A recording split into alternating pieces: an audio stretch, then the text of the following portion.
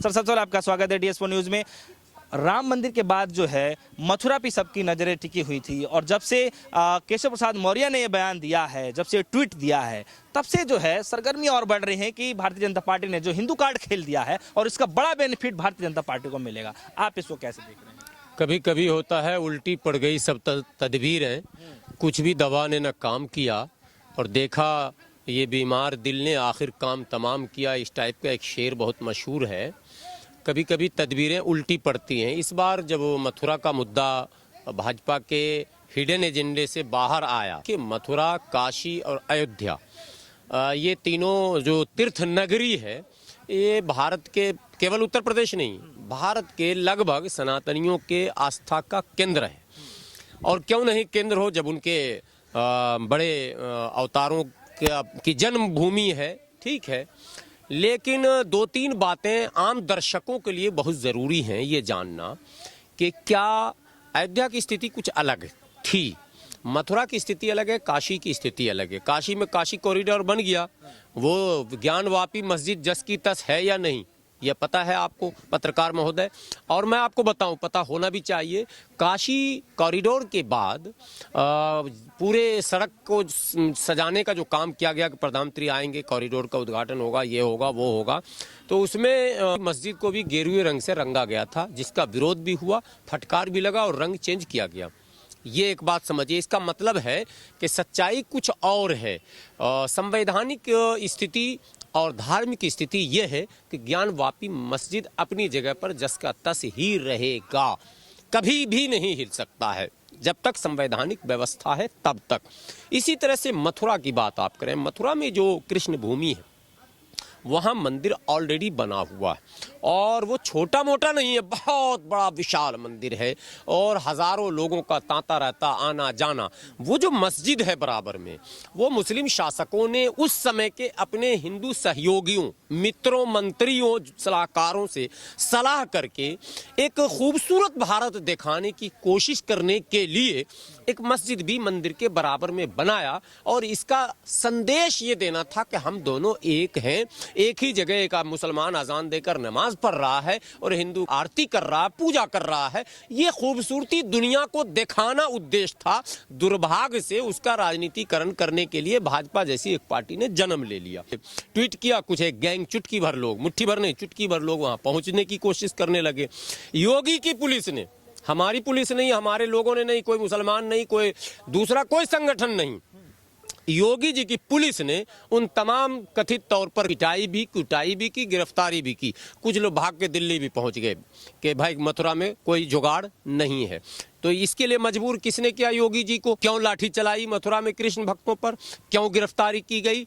अब योगी जी ये जवाब दें कि उन्होंने कृष्ण भक्तों को गिरफ्तार क्यों किया।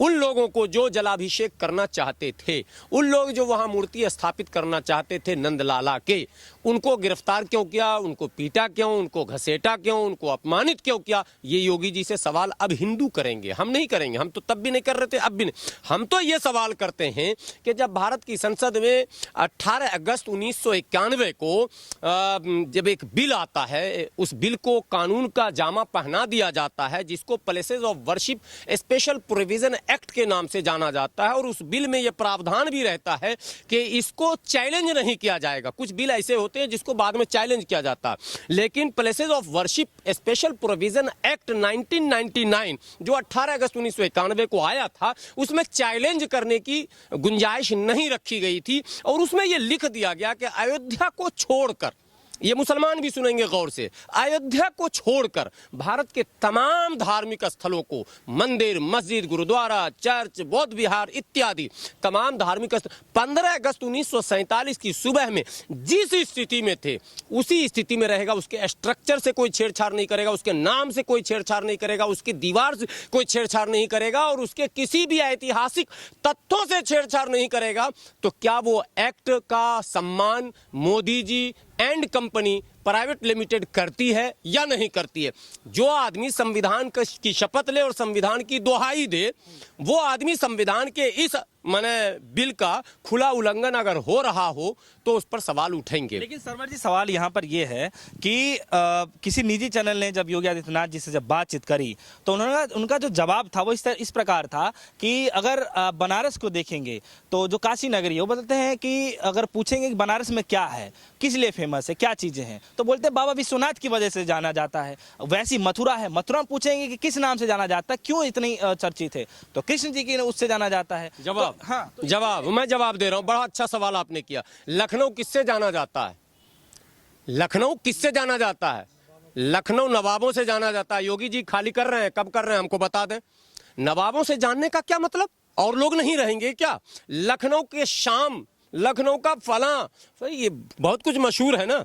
लखनऊ नवाबों से भी जाना जाता है और मैं बता दूं कबाबों से भी जाना जाता है। लखनऊ का कबाब बहुत प्रसिद्ध है, तो बाकी चीज बिकना बंद हो जाएगा क्या? और नवाब के अलावा कोई लोग लखनऊ में नहीं रहेंगे क्या? गोरखपुर, गोरखपुर बाबा गोरखनाथ से जाना जाता है, तो बाकी लोग वहाँ हैं या नहीं हैं? वहाँ मुस्लिम हैं या नहीं हैं? वहाँ सिख हैं या नहीं हैं? ये कौन सा बेतुका जवाब जाना जाता है? ये तो मैं भी जान रहा हूं कि मथुरा जो है वो कृष्ण की नगरी है, लेकिन उस कृष्ण भगवान की नगरी में मुस्लिम भी है, सिख भी है, ईसाई भी है, जैन भी है, पारसी भी है, आस्तिक नास्तिक सब है। तो क्या सबको रहने का अधिकार नहीं? दिल्ली पार्लियामेंट से जाना जाता है या राष्ट्रपति भवन से जाना जाता है या लाल किले से जाना जाता है या इंडिया गेट से जाना जाता है, तो क्या और कुछ नहीं है क्या यहाँ? और कुछ भी है। सभी को समाहित करने का नाम ही भारतीय संविधान और सभी के समायोजन को ही भारतीय संस्कृति कहते हैं। योगी जी का ये बचकाना बेतुका माने बयान है कि अगर बाबा विश्वनाथ की नगरी काशी कही जाती है तो वहाँ भी बाबा विश्वनाथ के भक्तों के अतिरिक्त कोई नहीं रहेगा। तो ये भी ऐलान कर दें वो, तो काशी खाली हो जाए। अयोध्या अगर राम के नाम से, भारत की इस खूबसूरती को क्यों नहीं सामने लाते हैं आप? उन्होंने ये नहीं कहा कि आप वहां पे जो है सिर्फ इसी धर्म के लोग रहेंगे। उन्होंने सिर्फ इतना कहा कि अगर आप किसी से पूछेंगे तो पहचान पता चल जाएगी। नहीं, पूछने की जरूरत नहीं है साहब, ये भी उन्होंने गलत कहा। पूछने, काशी के विषय में पूछेंगे क्यों? वो तो खुली किताब है। अयोध्या के विषय में पूछेंगे क्यों? और मथुरा के विषय में पूछेंगे क्यों? जिस माने कृष्ण भगवान के नाम से आप पूरा गीता आप पढ़ रहे हैं, महाभारत एक बड़ा इतिहास आप रखे हुए हैं, फिर आप कह रहे हैं पूछेंगे, मतलब आपने अब तक इतिहास समझा नहीं क्या? पूछने का क्या मतलब होता है? हाँ, ये पूछेंगे हम आपसे कि क्या उस नगर में औरों के रहने का जुगाड़ है?